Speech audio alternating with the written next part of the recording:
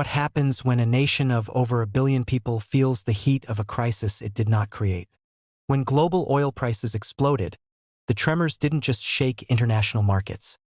They rattled kitchens, factories, and fuel stations across India. For millions, survival became more expensive overnight. This is the story of pressure, resilience, and the battle to keep a nation moving when the world turns against you.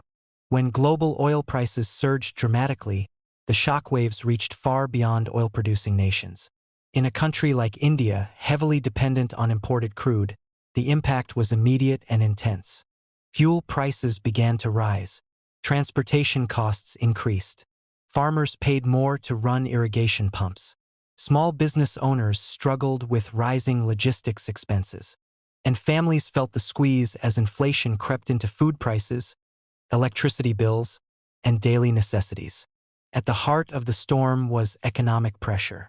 India imports the majority of its crude oil, meaning every spike in global prices directly affects its economy. As the cost of oil rose internationally, the Indian rupee faced strain, import bills ballooned, and inflation tightened its grip. In cities like Mumbai, taxi drivers calculated shrinking profits at the end of long days. In rural areas, farmers worried about diesel costs eating into already thin margins. In industrial hubs like New Delhi, policymakers debated urgent solutions behind closed doors.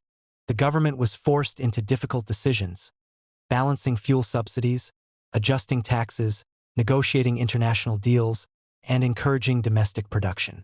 Every move required caution. Reduce taxes too much and government revenue falls. Leave prices high and public frustration grows. But this was not just a story of crisis, it was a story of adaptation. India accelerated conversations about renewable energy, expanded refining capacity, and sought diversified oil suppliers. Solar projects gained momentum. Public transport investments became more critical than ever. The crisis became a catalyst. For ordinary citizens, resilience became the daily response. Families adjusted budgets. Businesses optimized operations.